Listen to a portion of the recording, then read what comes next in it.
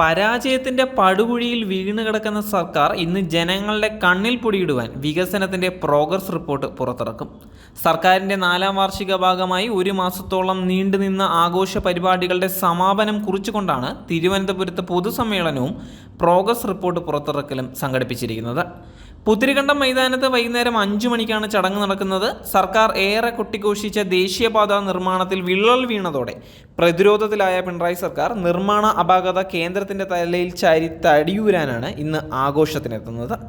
സംസ്ഥാന സർക്കാരിന് ഭൂമി ഏറ്റെടുക്കൽ ചുമതല മാത്രമാണ് ഉള്ളതെന്നും നിർമ്മാണ ചുമതല കേന്ദ്രത്തിനാണ് എന്നും കഴിഞ്ഞ ദിവസം മുഖ്യമന്ത്രി കൊല്ലത്ത് വ്യക്തമാക്കിയതാണ് വിള്ളൽ വിവാദത്തിൽ നിന്ന് തലയൂരാൻ ശ്രമിച്ചിട്ടുണ്ടായിരുന്നത്. 9 വർഷത്തെ കാലയളവിൽ ചെയ്തു കൂട്ടിയ അഴിമതികളുടെയും ജനദ്രോഹത്വത്തിൻ്റെയും സ്വജനപക്ഷപാതത്തിൻ്റെയും നേർക്കാഴ്ചയാണ് ഇന്നത്തെ പ്രോഗ്രസ് റിപ്പോർട്ടിൽ കാണിക്കേണ്ടത്. എന്നാൽ എന്തിനേയും ഏതിനേയും വെളുപ്പിക്കാൻ കഴിയുന്ന പ്രത്യേക കഴിവുള്ളയാളാണ് മുഖ്യമന്ത്രി പിണറായി വിജയൻ.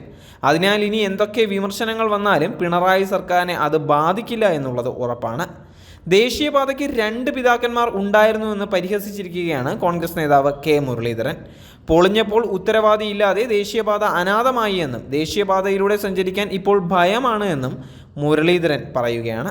മഴയെ തുടർന്ന് സംസ്ഥാനത്ത് വിവിധ ദേശീയപാതകളാണ് ഇടിഞ്ഞു വീണ് അപകടമുണ്ടായത്.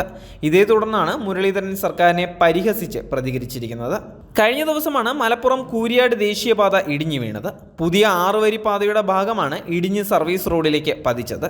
കനത്ത മഴയിൽ അടിത്തറയിൽ കൂരിയാടിന് പിന്നാലെ മലപ്പുറം തലപ്പാറയിലും ദേശീയപാതയിൽ വിള്ളൽ രൂപപ്പെട്ടു. കുരിയാട് നിന്നും 4 കിലോമീറ്റർ അകലെയാണ് തലപ്പാറ. നിർമ്മാണം പൂർത്തിയായ റോഡിന്റെ മധ്യഭാഗത്താണ് വിള്ളൽ. ഉയർത്തിക്കെട്ടിയ പാതയുടെ സംരക്ഷണ ഭിത്തി വലിയ ശബ്ദത്തോടെ താഴെയുള്ള സർവീസ് റോഡിലേക്ക് ഇടിഞ്ഞു വീഴുകയായിരുന്നു. കാസർഗോഡ് കാഞ്ഞങ്ങാടും ദേശീയപാതയുടെ സർവീസ് റോഡ് തകർന്നു വീണിരുന്നു. കനത്ത മഴയെ തുടർന്നാണ് റോഡിന്റെ ഒരു ഭാഗം തകർന്നത്. കല്യാൺ റോഡ് ഭാഗത്തെ നിർമ്മാണം പൂർത്തിയായ സർവീസ് റോഡാണ് ഇടിഞ്ഞു വീണത്. ഈ ഭാഗത്ത് മീറ്ററുകളോളം ആഴത്തിൽ വലിയ കുഴിയും രൂപപ്പെട്ടിട്ടുണ്ട്. തിങ്കളാഴ്ച രാത്രി മുതൽ പ്രദേശത്ത് കനത്ത മഴയാണ്. ഇതിനു പിന്നാലെയാണ് ദേശീയപാത സർവീസ് റോഡിന്റെ ഒരു ഭാഗം ഇടിഞ്ഞു വീണത്. ഇതോടെ സർവീസ് റോഡിലുള്ള ഗതാഗതം സ്തംഭിക്കുകയായിരുന്നു. നീലേശ്വരത്ത് ദേശീയപാതയുടെ വിവിധ ഭാഗങ്ങളിൽ വെള്ളക്കെട്ട് രൂപപ്പെടുകയും വീണ്ടും കീറുകയും ചെയ്തു. പെരിയ കേന്ദ്ര സർവകലാശാലയ്ക്ക് സമീപം സർവീസ് റോഡിൽ മണ്ണൊലിച്ചു പോയതിനെ തുടർന്ന് ബസ് താഴ്ന്നിരുന്നു. കറന്തക്കാടും ചെർക്കളയിലും മരം വീണ് ഗതാഗതവും തടസ്സപ്പെട്ടു.